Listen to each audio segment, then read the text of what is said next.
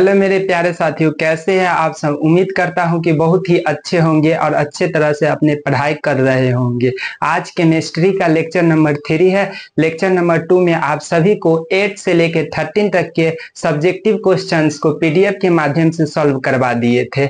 आज आप सभी को हम 14 से लेके 90 तक के सब्जेक्टिव क्वेश्चंस को पीडीएफ के माध्यम से सॉल्व करवाने वाला हूं। तो चलिए मेरे प्यारे साथियों, बिना टाइम वेस्ट किए हुए शुरू करते हैं और क्वेश्चन को सॉल्व करते हैं। 14 नंबर क्वेश्चन है, श्वसन को ऊष्माक्षेपी अभिक्रिया क्यों कहते हैं, वर्णन करें। श्वसन को ऊष्माक्षेपी अभिक्रिया हम क्यों कहते हैं? क्योंकि श्वसन क्रिया के अंतर्गत ऊष्मा का क्षेपण होता है और इस क्रिया में ऊर्जा मुक्त होती है, जिस कारण से श्वसन को ऊष्माक्षेपी अभिक्रिया कहा जाता है। तो इसमें लिखिएगा, जीवित रहने के लिए हमें ऊर्जा की आवश्यकता होती है। यह ऊर्जा हमें भोजन से प्राप्त होती है। पाचन क्रिया के दौरान खाद्य पदार्थ छोटे छोटे टुकड़ों में टूट जाता है। चावल, आलू तथा ब्रेड इत्यादि में कार्बोहाइड्रेट होता है। कार्बोहाइड्रेट के टूटने से ग्लूकोज प्राप्त होता है। यह ग्लूकोज हमारे शरीर के कोशिकाओं में मौजूद ऑक्सीजन से मिलकर ऊर्जा प्रदान करता है। इस अभिक्रिया का नाम श्वसन है। इसका रिएक्शन लिखिएगा, इसमें C6H12O6 ग्लूकोज का फार्मूला हो जाएगा, प्लस में 6O2 एरो हो जाएगा, 6CO2 प्लस में 6H2O प्लस में ऊर्जा। 15 नंबर क्वेश्चन है, तेल एवं वसायुक्त खाद्य पदार्थ को नाइट्रोजन से प्रभावित क्यों किया जाता है?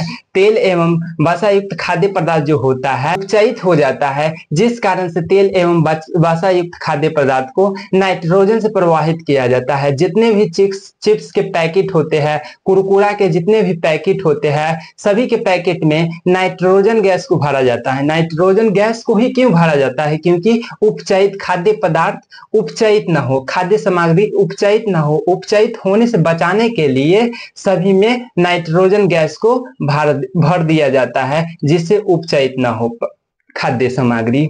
तो इसमें लिखिएगा, तेल एवं वसायुक्त खाद्य पदार्थ को वायुरोधी बर्तनों में रखने से उपचयन की गति धीमी हो जाती है। तेल एवं वसायुक्त खाद्य पदार्थ को नाइट्रोजन से इसलिए भी युक्त किया जाता है ताकि उसमें उपचयन न हो सके। 16 नंबर क्वेश्चन है, प्रतिस्थापन अभिक्रिया क्या है? एक उदाहरण देकर समझाएं या उदाहरण देकर समझाएं। प्रतिस्थापन अभिक्रिया में जो अधिक पावरफुल व्यक्ति होता है वह कम पावरफुल व्यक्ति को हरा देता है, तो वही प्रतिस्थापन अभिक्रिया में होता है। प्रतिस्थापन अभिक्रिया में जो अधिक अभिक्रियाशील जो धातु होता है वह कम अभिक्रियाशील धातु को यौगिक के विलयन से विस्थापित कर देता है। तो इसमें लिखिएगा, वह रासायनिक अभिक्रिया जिसमें अधिक अभिक्रियाशील धातु अपने से कम अभिक्रियाशील धातु को यौगिक के विलयन से विस्थापित करता है, विस्थापन अभिक्रिया कहलाता है। इसका रिएक्शन में लिखिएगा, Fe प्लस में CuSO4 एरो FeSO4 प्लस में Cu, यहाँ पे विस्थापित हुआ है।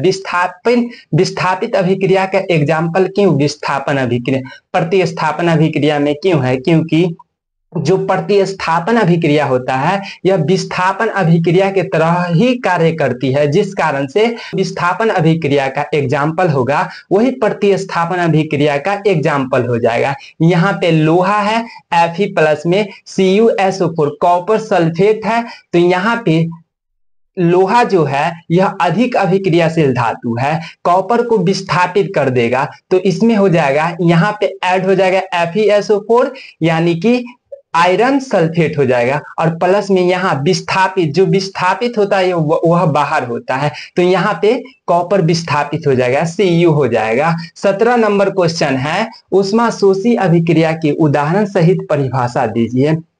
अभिक्रिया एक होता है ऊष्माशोषी अभिक्रिया और एक होता है ऊष्माक्षेपी अभिक्रिया। जो ऊष्माक्षेपी अभिक्रिया होता है उसमें ऊष्मा क्षेपित होते हैं, ऊष्मा का क्षेपण होता है, और जो ऊष्माशोषी अभिक्रिया होता है इस अभिक्रिया में ऊष्मा अवशोषित होते हैं, ऊष्मा का अवशोषण होता है। तो इसमें लिखिएगा, वैसी रासायनिक अभिक्रिया जिसमें अभिक्रिया के फलस्वरूप ऊष्मा का अवशोषण होता है उसे ऊष्माशोषी अभिक्रिया कहते हैं। रिएक्शन में लिखिएगा, उदाहरण में एक रिएक्शन लिखिएगा इसका, N2 प्लस में O2 प्लस में ऊष्मा एरो 2NO लिखिएगा।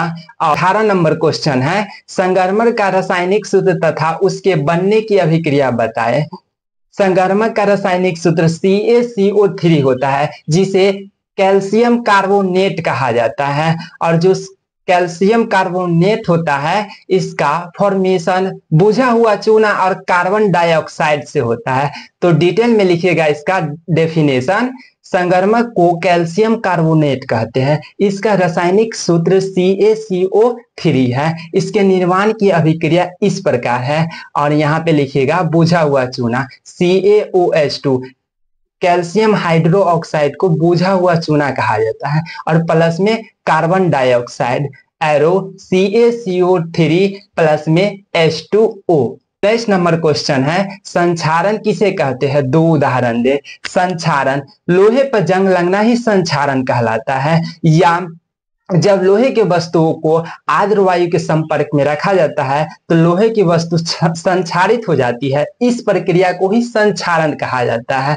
या दूसरा नंबर स्टेटमेंट में लिखिएगा आप, जब कोई धातु अपने आसपास अम्ल, नमी आदि के संपर्क में आती है तब ये संक्षारित हो जाती है, इस अभिक्रिया को संक्षारण कहते हैं। संक्षारण, दोनों स्टेटमेंट सही है। दोनों स्टेटमेंट में से आप कोई भी स्टेटमेंट याद कर सकते हैं, दोनों स्टेटमेंट 100% सही है। संक्षारण के एग्जाम्पल में लिखिएगा, संक्षारण के उदाहरण इस प्रकार है, या लिखिएगा संक्षारण के 2 उदाहरण। पहला में लिखिएगा चांदी के ऊपर काली परत, और दूसरा एग्जाम्पल में लिखिएगा तांबे के ऊपर हरी परत। अगर मेरे प्यारे साथियों आप सभी को यह वीडियो थोड़ा भी अच्छा लगा होगा तो हमारे चैनल पंकज कुमार स्टूडेंट 10 को सब्सक्राइब जरूर कीजिएगा, और अधिक से अधिक दोस्तों में शेयर जरूर कीजिएगा। धन्यवाद।